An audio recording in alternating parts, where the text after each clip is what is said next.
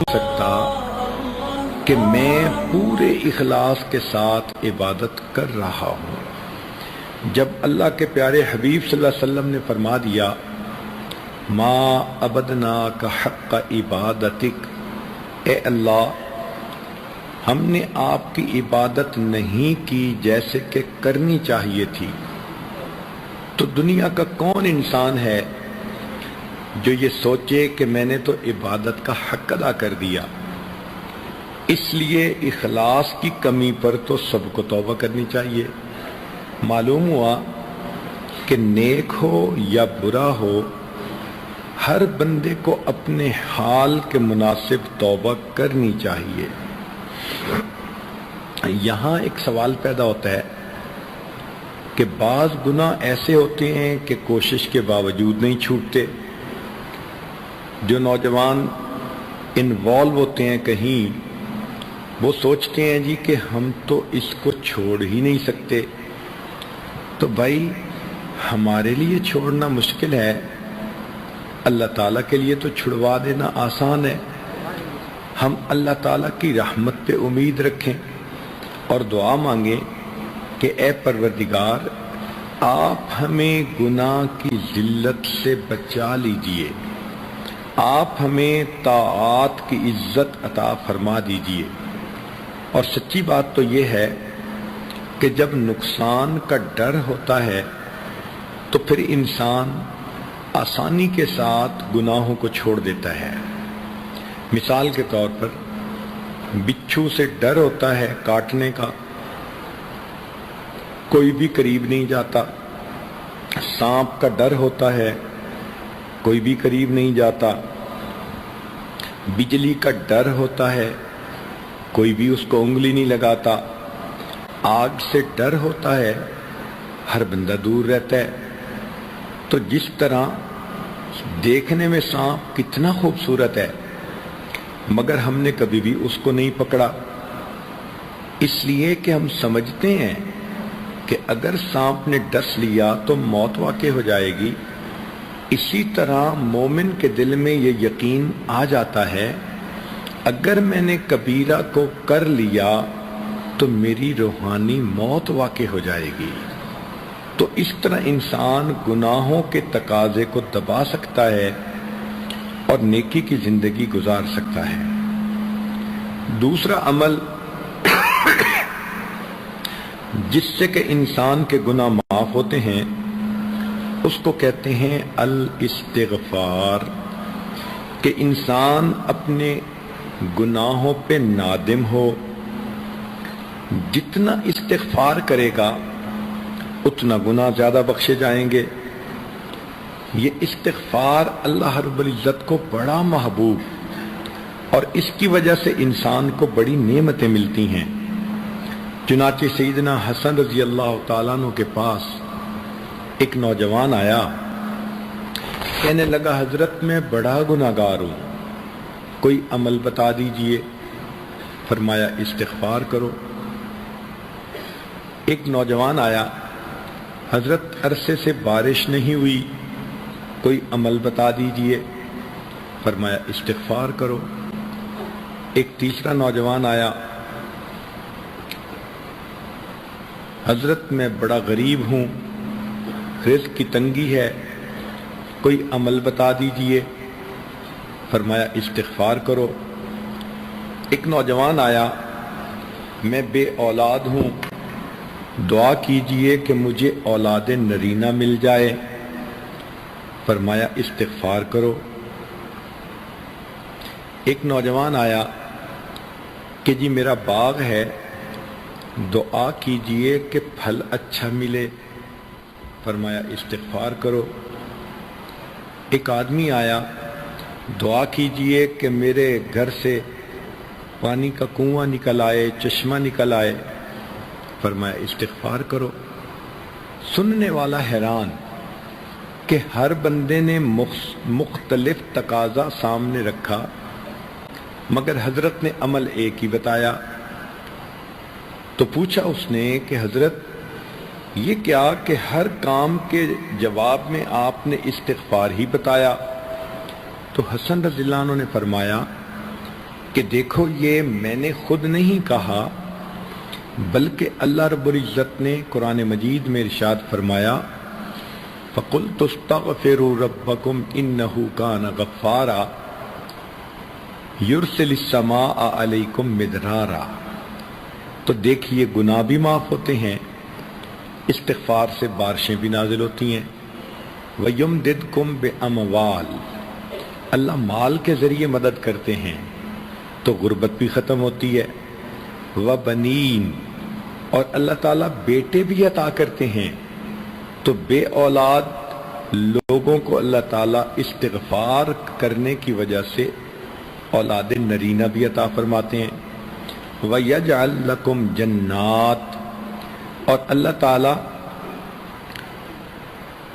پھل بھی عطا فرما دیتے ہیں، کاروبار میں برکت اور پروفٹ دے دیتے ہیں، وَيَجْعَلْ لَكُمْ أَنْهَارًا، اور اللہ تعالیٰ چشمے اور نہریں بھی جاری فرما دیتے ہیں۔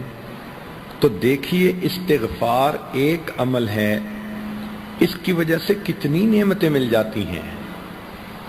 تو اگر عورتیں استغفار کی کثرت کر لیں تو ان کو تعویذوں کی ضرورت ہی نہیں پڑے گی، عملیات والے کے پاس جانے کی ضرورت ہی نہیں پڑے گی، یہ کہنے کی ضرورت ہی نہیں پڑے گی کسی نے کاروبار باندھ دیا، کسی نے بیٹی کا رشتہ باندھ دیا، بلکہ استغفار کے صدقے اللہ یہ سب نعمتیں عطا فرما دیں گے۔ استغفار ہر بندے کے لیے کرنا ضروری، نیکی کرے تو بھی استغفار کرے۔ ذرا غور کیجئے کہ نبی علیہ الصلوۃ والسلام جب وضو فرماتے تھے تو وضو کے بعد استغفار فرماتے تھے، حالانکہ وضو عبادت ہے اور حکم شریعت ہے کہ جو عضو وضو کا دھوتے ہیں اس کے گناہ جھڑ جاتے ہیں، تو گناہ جھڑنے والا عمل ہے، مگر اس کے بعد پھر استغفار کہ وضو کے بعد نبی علیہ السلام پڑھتے تھے اشہد ان لا الہ الا انت استغفرک واتوب الیک۔ نماز کتنی عظیم عبادت ہے کہ جو آدمی پابندی سے نماز پڑھتا ہے اللہ تعالیٰ اس کے گناہ اس طرح مٹاتے ہیں جس طرح 5 مرتبہ غسل کرنے والے کے جسم سے میل مٹا دی جاتی ہے۔ لیکن نماز کے بعد بھی نبی علیہ السلام استغفار فرماتے تھے۔ حدیث پاک میں ہے کہ نبی علیہ السلام جب سلام پھیرتے تو فرماتے اللہ اکبر استغفر اللہ استغفر اللہ استغفر اللہ۔ اس کا معنی کیا ہوا کہ بندے نے تو عبادت کی پھر استغفار، تو علماء نے کہا کہ اس کا معنی یہ ہے کہ اے اللہ میں نے اپنی طرف سے تو عبادت کی مگر یہ اس معیار کی نہیں ہوئی جو آپ کی شان کے مطابق ہو، لہذا یہ عبادت اب جیسی بھی ہے اس کو رد نہ کیجئے، اللہ پلیز قبول کر لیجئے، پلیز قبول کر لیجئے، پلیز۔ تو 3 مرتبہ استغفار کا مطلب ہے کہ ہم اللہ رب العزت کے سامنے عاجزی کر رہے ہوتے ہیں کہ جیسی بھی عبادت ہے اس کو قبول فرما لیجئے۔ تہجد کے بعد استغفار کانوا قلیلا من اللیل ما یہجعون وبالاسحار ہم یستغفرون۔ تہجد کے وقت بھی اللہ والے استغفار کرتے ہیں۔ حج کتنی بڑی عبادت ہے کہ انسان اس طرح گناہوں سے پاک ہو جاتا ہے جیسے اس دن پاک تھا جب اس کی ماں نے اس کو جنا تھا، لیکن قرآن مجید میں فرمایا ثم افیدوا من حیث افاض الناس واستغفروا اللہ، کہ تم حج کے بعد بھی استغفار کرو۔ نبی علیہ الصلوۃ والسلام کی مبارک زندگی اتنی خوبصورت عبادت والی زندگی، پھولوں سے زیادہ پاکیزہ زندگی، مگر اللہ تعالیٰ اپنے حبیب صلی اللہ علیہ وسلم کو فرماتے ہیں فَسَبِّحْ بِحَمْدِ رَبِّكَ وَاسْتَغْفِرْهُ۔ آپ بھی اللہ کی حمد کیجئے اور استغفار کیجئے۔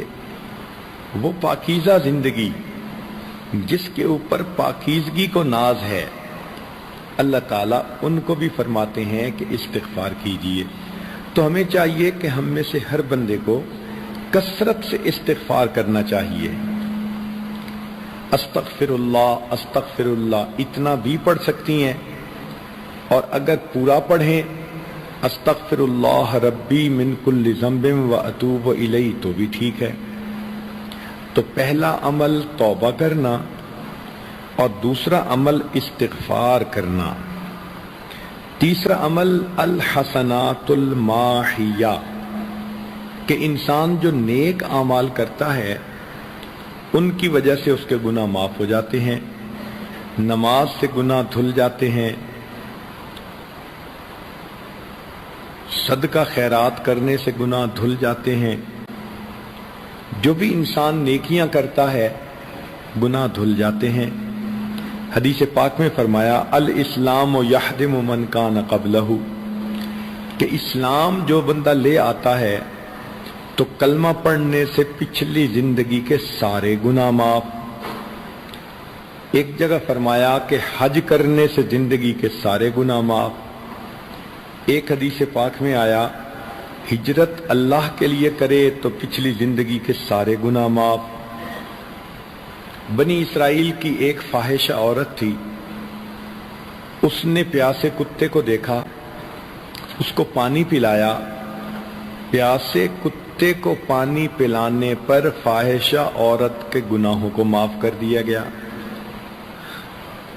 یہاں پر شیطان ایک دھوکہ دیتا ہے، دل میں یہ ڈالتا ہے تم تو بے پردہ پھرتی ہو، تمہاری نمازوں کا کیا فائدہ۔ یہ بہت بڑا دھوکہ ہے بھائی، بے پردہ پھرنا گناہ اپنی جگہ، نماز پڑھنے کی نیکی اپنی جگہ۔ کیا پتہ نماز کی پابندی سے اللہ پردے کی بھی توفیق عطا فرما دے۔ مگر شیطان کہتا ہے تم مدرسے میں پڑھتی ہو اور تمہارے ذہنی خیالات اچھے نہیں، پڑھنے کا کیا فائدہ۔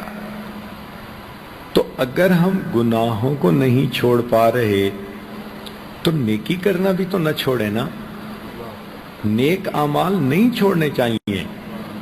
کپڑا زیادہ میلا ہو تو صابن زیادہ لگانے کی ضرورت ہوتی ہے، یہ تو نہیں نا کہ جی صابن تھوڑا ہے دھونے کا کیا فائدہ۔ بھئی جتنا صابن ہے اتنی میل تو ختم ہوگی، پھر اور صابن کا بندوبست ہو جائے گا۔ تو انسان نیکی نہ چھوڑے، گناہ چھوڑے۔